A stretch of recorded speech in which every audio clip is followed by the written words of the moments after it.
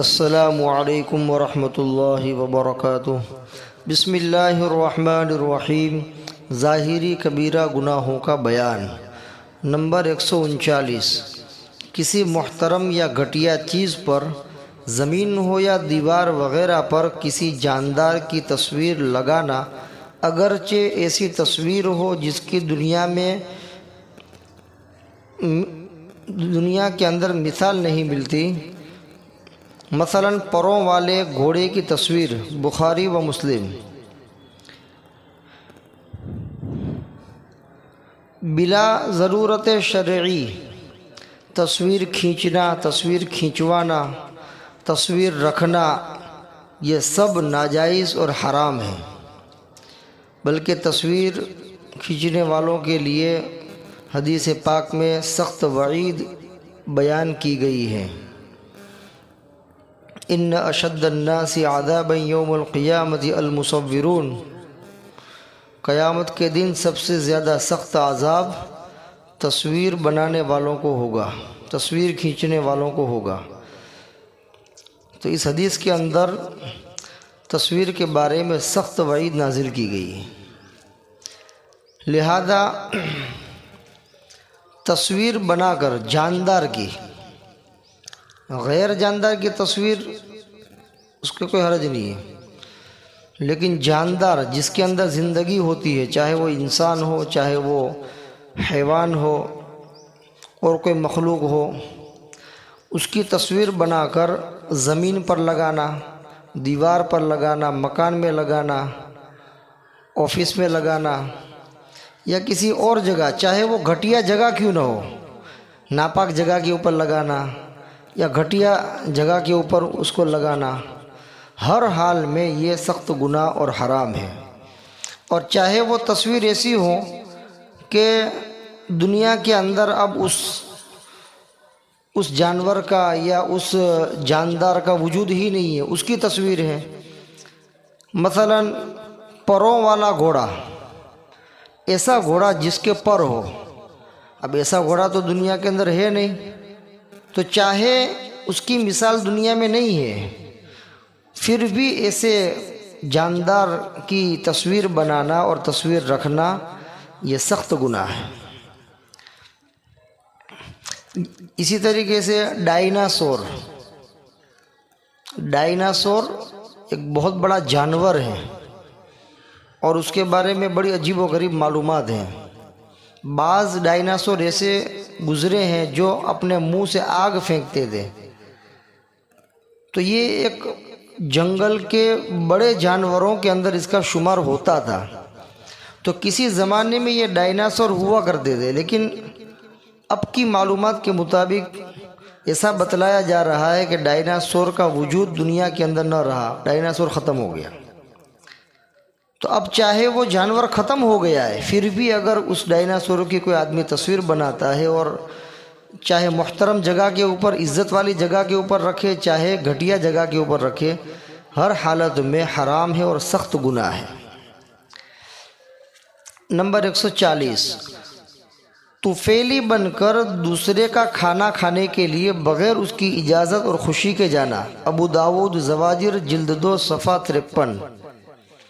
ایک آدمی نے کسی کو کھانے کی دعوت دی، اب اس کے ساتھ کوئی دوسرا آدمی جس کو کھانے کی دعوت نہیں دی گئی ہے وہ اس کے ساتھ ہو جاوے، اور بغیر میزبان کی اجازت اور پرمیشن کے اور اس کی خوشی کے وہ ڈائریکٹ دعوت کے اندر شریک ہو جائے طفیلی بن کر، یہ جائز نہیں ہے۔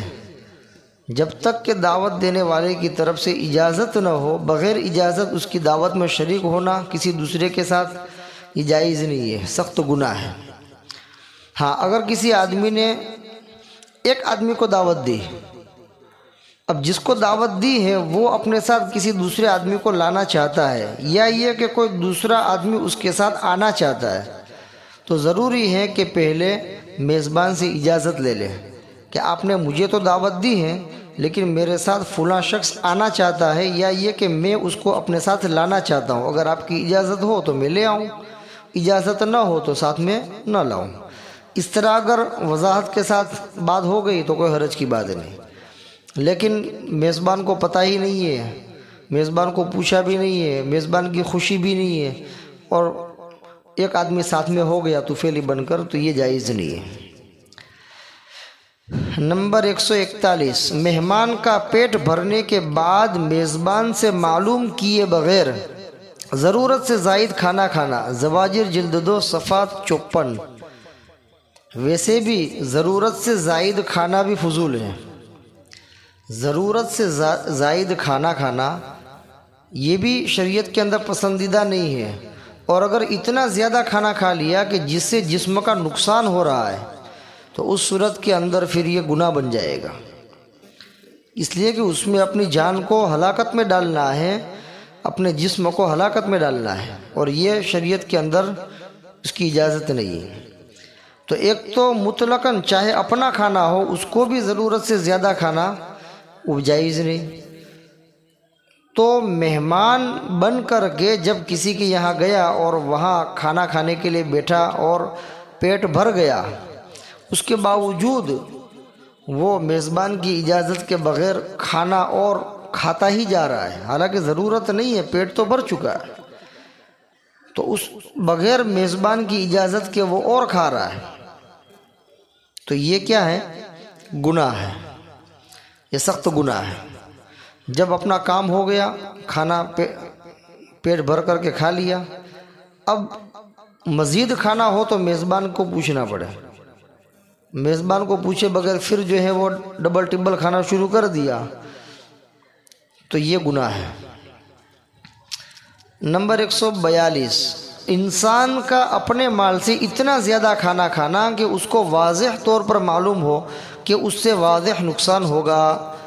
ایضاً یہ وہی بات جو میں نے پہلے بیان کی کہ انسان کا اپنا مال ہے، کسی کے یہاں وہ کھانے نہیں گیا بلکہ وہ اپنا مال ہے اور اپنا ہی کھانا کھا رہا ہے، تب بھی اگر وہ اتنا زیادہ کھانا کھائے گا جس سے اس کو یقینی طور پر معلوم ہے کہ اگر میں اتنا زیادہ کھانا کھاؤں گا تو مجھے نقصان ہوگا، اور نقصان کب ہوتا ہے؟ جب پیٹ بھر گیا اس سے زیادہ پھر بھی کھا رہا ہے تو نقصان ہوگا، جتنی ضرورت ہے اتنا اس نے کھایا تو نقصان نہیں ہوگا، ضرورت سے زائد وہ کھاتا ہی رہا تو ظاہر بات ہے کہ اس سے نقصان ہونے ہی والا ہے۔ تو چاہے اپنا مال ہو، ضرورت سے زیادہ اتنا کھانا کھانا کہ اس کو یقین ہو جائے کہ اب مجھے نقصان ہوگا اگر کھاؤں گا تو یہ بڑا گناہ ہے، یہ سخت گناہ ہے۔ نمبر 143، حرص اور تکبر کی وجہ سے کھانے پینے میں بے حد توسع کرنا۔ زواجر جلد 2 صفحہ 255۔ حرص، لالچ یا تکبر، بڑائی دکھلانے کے لیے اور اپنے آپ کو بڑا بتلانے کے لیے کھانے پینے کے اندر حد سے زیادہ توسع کرنا، یہ بھی گناہ ہے۔ جتنی حیثیت ہو، جتنی استطاعت ہو، اسی کے بقدر جو ہے کھانے پینے کے اندر توسع کرنا چاہیے، بلا ضرورت حیثیت سے آگے بڑھ کر بے حد توسع کرنا یہ بھی گناہ ہے۔ تو حرص اور تکبر کی وجہ سے کھانے پینے میں بے حد توسع کرنا یہ بھی گناہ ہے۔ نمبر 144، ایک سے زیادہ بیویوں کی صورت میں کسی ایک بیوی کو ظلماً ترجیح دینا۔ ابو داؤد۔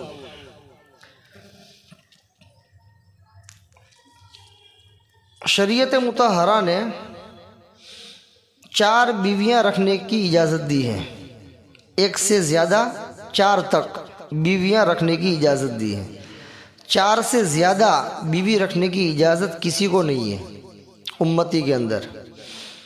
تو اگر مان لو کہ کسی کی ایک سے زیادہ بیویاں ہیں، یعنی 2 ہیں یا 3 ہیں اور زیادہ سے زیادہ 4 ہے، اس 4 سے زیادہ کی تو گنجائش ہے ہی نہیں کسی کے لیے، تو اگر کسی آدمی کی ایک سے کچھ زیادہ بیویاں ہیں تو اب وہ کسی ایک بیوی کو ظلماً ترجیح دیتا ہے تو یہ جائز نہیں، یہ گناہ ہے۔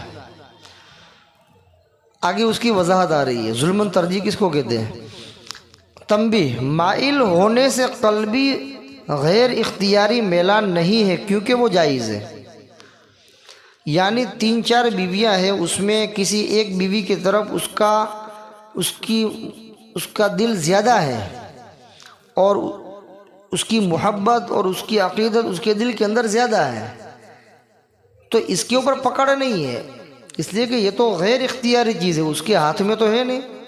4 بیویاں ہیں، محبت چاروں سے ہے، لیکن کسی ایک سے زیادہ ہے، کسی ایک سے زیادہ تعلق ہے، کسی ایک سے زیادہ محبت ہے، تو یہ غیر اختیاری چیز ہے، اور یہ جو میلان ہے اس کی طرف مائل ہونا، یہ بھی غیر اختیاری ہے۔ تو یہ گرفت کا ذریعہ نہیں ہے، بلکہ یہ جائز ہے، اس میں کوئی حرج کی بات نہیں ہے۔ یہاں مراد وہ میلان ہے کہ ظاہری ان کاموں میں ایک بیوی کو ترجیح دیتا ہو جن کو شریعت نے حرام قرار دیا ہے، یعنی جہاں برابری رکھنی ضروری ہو وہاں وہ نہ رکھتا ہو تو گنہگار ہوگا۔ زواجر جلد 2 صفحہ 60، بحوالہ اپنے ایمان و اعمال کی حفاظت کیجئے، صفحہ 153۔ یعنی ایسا میلان اور ایسا جھکاؤ کہ جو ظاہری کاموں کے اندر، کہ جو کام شریعت نے حرام قرار دیا ہے، ایسے کاموں کے اندر بھی وہ بیوی کو کیا کر رہا ہے؟ ترجیح دے رہا ہے۔ مثلا ایک کام لے لو کہ شریعت نے برابری کا حکم دیا، 2 بیویاں ہیں تو اس کو کھانا پینا رہنا سہنا سب جو ہے اس کے اندر برابری کرو، ایسا نہیں کہ ایک کو زیادہ دے دیا ایک کو کم دیا، ایک کو 100 روپئے استعمال کرنے کے لیے دیے، واپرنے کے لیے دیے، اور ایک کو 50 دیے، تو یہ حقوق برابر نہیں ہوئے۔ ایک کے لیے کھانا زیادہ لایا اور ایک کے لیے کھانا کم لایا، تو یہ برابری نہیں ہوئی، بلکہ کمی زیادتی ہوئی، ایک کو زیادہ دیا اور ایک کو کم دیا۔ تو شریعت نے دونوں کے ساتھ برابری کرنے کا حکم دیا ہے، شریعت نے دونوں کے ساتھ برابری کرنے کا حکم کیا۔ ایک عورت کو اگر تم نے 1 تربوش دیا تو دوسری کو بھی 1 دو، ایک عورت کو 100 روپئے دیے تو دوسرے کو بھی 100 دو، ایک عورت کو 1 جوڑ کپڑے کی دلوائی تو دوسری کو بھی 1 جوڑ دلواؤ، ایک کو 2 دلوائے، ایک کو 3 دلوائے، ایک کو بالکل نہیں دیا یا 1 دیا، یہ کمی زیادتی کی، تو یہ کیا ہے؟ برابری نہیں ہوئی۔ اور عورتوں کے اندر شریعت نے برابری کا حکم دیا ہے، تو برابری نہ کرنا، عورتوں کے درمیان جو اس کے حقوق ہیں، جس کے اندر برابری کا حکم ہے، اس کے اندر برابری نہ کرنا، یہ گویا کہ ظلم کرنا ہے، یعنی کسی کو زیادہ دیا کسی کو کم دیا تو ظلم ہوا۔ تو ایسے کاموں کے اندر کہ جہاں برابری کا حکم ہے اس کے باوجود وہ برابری نہیں کرتا ہے، بلکہ کسی ایک عورت کو زیادہ اس لیے دیتا ہے کہ اس سے تعلق زیادہ ہے، اور ایک کو کم اس لیے دیتا ہے کہ اس سے لگاؤ اور میلان کم ہے، تو یہ تو سخت گناہ ہے، اس لیے کہ میلان کا کم ہونا زیادہ ہونا ایک غیر اختیاری چیز ہے، لیکن برابری کرنے کا حکم شریعت نے دیا ہے، تو چاہے جس سے تعلق و لگاؤ زیادہ ہو اس کو بھی برابر دیا جائے گا، اور جس سے تعلق و لگاؤ کم ہے اس کو بھی برابر ہی دیا جائے گا، اور جس سے تعلق اور میلان کم ہے اس کو کم دے رہا ہے، اور جس سے تعلق زیادہ ہے اس کو زیادہ دے رہا ہے، تو یہ گنہگار ہوگا۔ کیوں؟ اس لیے کہ یہ ایسا کام ہے جس میں برابری کرنے کا شریعت نے حکم دیا ہے، اگر نہیں کرے گا تو گویا کہ وہ یہ گنہگار ہوگا، اور یہ ظلماً ایک عورت کو گویا کہ ترجیح دینا لازم آئے گا، تو یہ سخت گناہ ہے۔ اس لیے اگر کسی کی 1 سے زیادہ بیویاں ہوں تو ان کے حقوق کو برابری طور پر ادا کرنا یہ ضروری ہے، کمی زیادتی کرے گا تو گنہگار ہوگا، یہی بتلا رہے ہیں۔ اللہ تبارک و تعالی ان تمام کبائر سے ہم سب کی بلکہ پوری امت مسلمہ کی حفاظت فرمائے۔ وما علینا الا البلاغ۔ السلام علیکم ورحمۃ اللہ وبرکاتہ۔